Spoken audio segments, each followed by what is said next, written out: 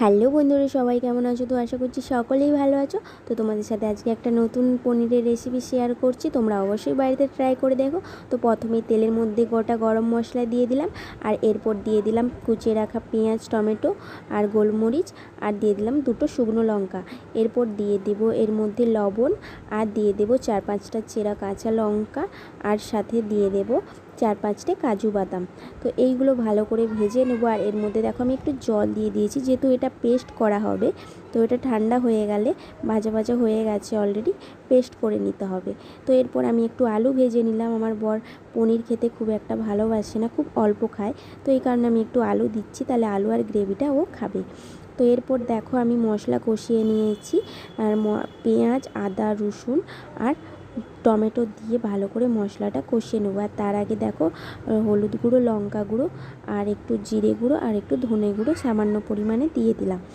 তো এরপর আমি একটু এতে জল দিয়ে দেবো, আর একটু লবণ দিয়ে ভালো করে কষিয়ে নেব, তাহলে টমেটোটা ভালো করে গলে গলে যাবে। এরপর আমি এর মধ্যে আগে যে মশলাটা আমি পেস্ট করে রেখেছি ওই মশলাটা দিয়ে দেব। অলরেডি দেখো এই মশলাটা আমার রেডি হয়ে গেছে। তো যেহেতু ওই মশলাটা আমার আগে থেকেই ভাজা আছে, পেস্ট করা মশলাটা, তো ওটা আমি একটু দেরি করেই দেবো এই মশলাটা কষানো হয়ে যাওয়ার পরে। তো তারপরে দেখো 1 চামচ দই দিয়ে দিলাম। দইয়ের পরিমাণটা কিন্তু খুব অল্প করেই দেবে, নাহলে টক হয়ে গেলে খেতে পারবে না। একটু স্বাদের জন্যে চিনিও দিয়ে দেবে। এরপর দেখো আলুগুলো যেহেতু সিদ্ধ হবে, ওই জন্য আগে একটু আলুগুলো দিয়ে নেড়ে চেড়ে নিলাম। আর এরপর দেখো আমি পনিরগুলো ভেজে নিচ্ছি। পনিরগুলো ভাজার সময় তোমাদেরকে বলছি, আগে কিন্তু লবণ দেবে না, আগে তোমরা একটু কাশ্মীরি লঙ্কা গুঁড়ো আর হলুদ দিয়ে পনিরগুলো ভেজে নেবে। এবার পনিরগুলো কিন্তু বেশি ভাজলে ভালো লাগবে না, তো খুব অল্প করেই ভাজবে পনিরগুলো। তো পনিরগুলো ভাজা হয়ে গেলে শেষে লবণটা দেবে। আর এরপর দেখো আমি ওই মশলার মধ্যে একটু কস্তুরি মেথি দিয়ে দিলাম।